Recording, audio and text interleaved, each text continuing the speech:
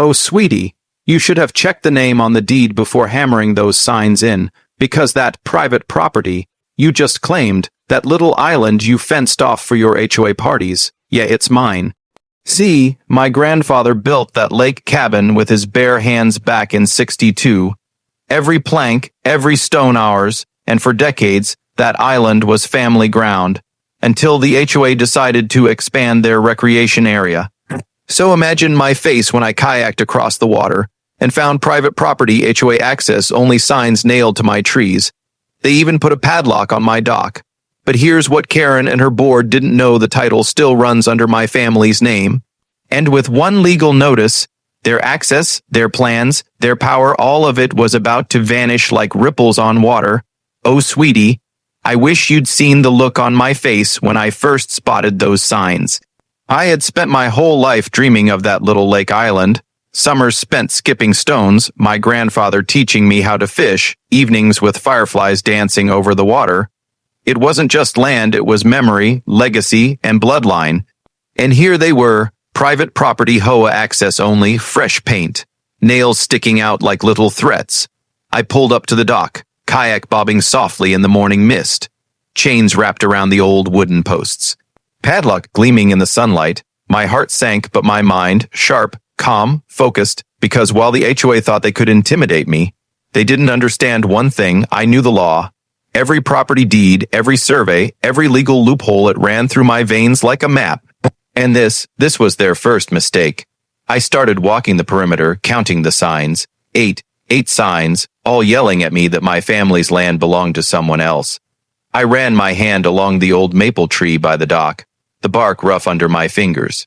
I could feel my grandfather's presence, almost whispering, "Stand your ground." Then I saw her, Karen, the HOA treasurer, smug smile, clipboard in hand. "I see you found our signs," she said, as if that made everything okay. I didn't even flinch. I just smiled. "Oh, sweetie," I said, voice low, "you really should have read the deed."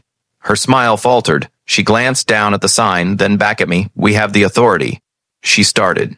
"Authority?" I interrupted. "Let me explain something." I pulled out a copy of the original deed from my waterproof case. Thick, yellowed paper, stamped and signed decades ago. "This island belongs to my family, and by law, you have no right to restrict access to me or anyone I designate." Her eyes widened. The other HOA members shuffled behind her.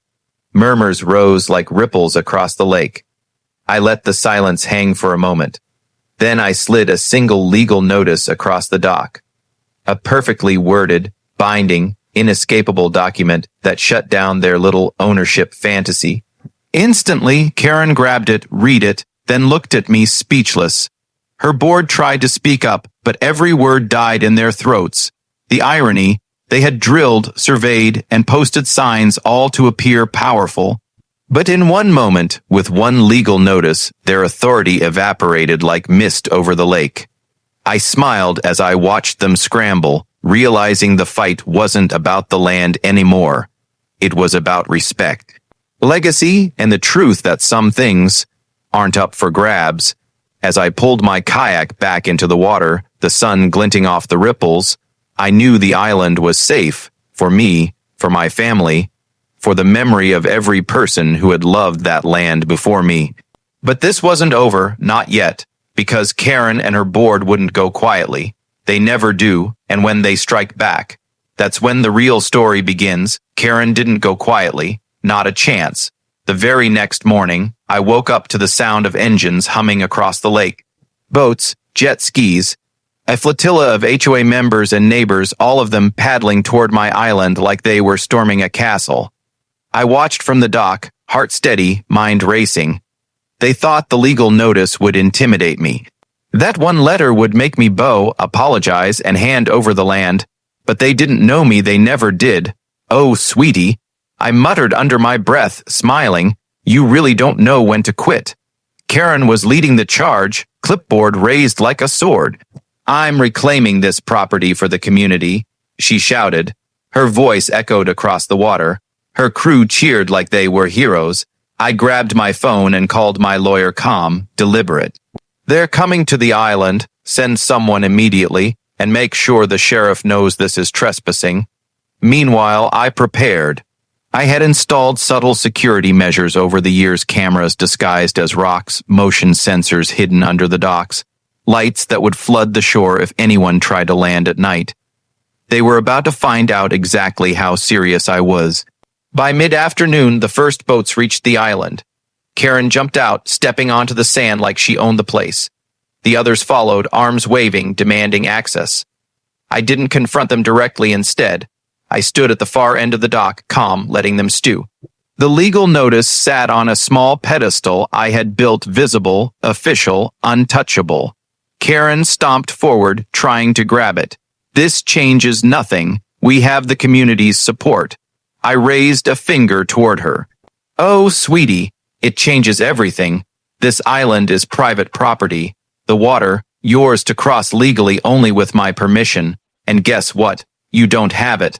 Her mouth opened, closed, opened again. Words failed her. Her crew looked equally stunned. A few muttered, "We didn't know," as they glanced at the stamped, notarized notice, and then chaos erupted. Someone tried to push past me toward the notice.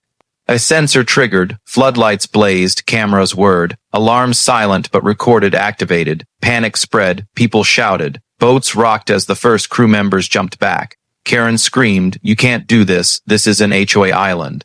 I stepped closer, voice low but piercing. "This is my grandfather's island, it always was, and I will protect it, legally, physically, morally." By sunset, the flotilla had retreated. The HOA board was scrambling, phones ringing, texts flying. Karen sat in her boat, defeated, silent. No one spoke. Their control had evaporated in less than 6 hours. I watched from my porch on the dock, the sunset reflecting on the water. Calm returned, peace almost for the first time in days. But I knew it wasn't over. Karen would be back, lawyers, emails, and threats, all of it. And when they tried again, I'd be ready, because some battles aren't just about land. They are about respect. Legacy and teaching a lesson that can't be ignored. The next morning, the lake was quiet. Too quiet. The mist hung low, curling over the water like a warning. I stood on my dock, watching, calm, confident. Ready. Karen wasn't done. Of course she wasn't. She had lawyers, her HOA cronies, and an army of entitled neighbors on speed dial. But this time, she didn't get to choose the battlefield. It started with a knock at the door. My legal team, already there, ready to serve notices, citations, and warnings. I smiled as they read the island's deed aloud. Every word, every signature, every historical record, airtight, unbreakable. By mid-afternoon, the HOA board had convened an emergency meeting on their community authority. They tried to argue jurisdiction, trespassing, and shared usage rights. I let them speak, let them flounder. Every claim fell apart when confronted with decades of legal proof. Karen read, faced furious, tried to salvage her reputation. "You can't just," she started. I interrupted, calm, sharp. "Oh, sweetie, I already did." With that, my team presented a binding injunction. No member of the HOA, past or present, may set foot on the island without my explicit written permission. One letter, one legal notice, done. The board members paled. Phones dropped, murmurs rose, their authority gone, their power dead in the water. That evening, I walked the perimeter of my island. The sun was setting, golden light reflecting off the calm lake. Everything was still peaceful, exactly as it should be. I remembered my grandfather's words, whispered to me as a boy, "Protect what's yours. Respect the land, and it will protect you." Every tree, every rock, every ripple in the water seemed to echo him now. The island wasn't just mine legally, it belonged to my family, my legacy, and the generations that would come after me. Karen, she tried one last time, sending emails, making calls, even hinting at lawsuits. But by then, the story had gone viral. People knew who had the truth, who had the law, and who had the moral high ground. Karma had found its mark, and as the sun sank below the horizon, I smiled, not out of gloating, but satisfaction. Respect had been restored, legacy preserved, the HOA. They were a lesson in entitlement and greed, powerless, exposed, and humiliated. The island was safe, the water sparkled, the dock creaked under my feet. And I knew, in that quiet golden moment, Some battles aren't just fought for land. They're fought for honor, for family, for truth. And on this lake, we had one. Like, share, and subscribe for more HOA drama. This video is a dramatized, AI-generated story created for entertainment purposes only.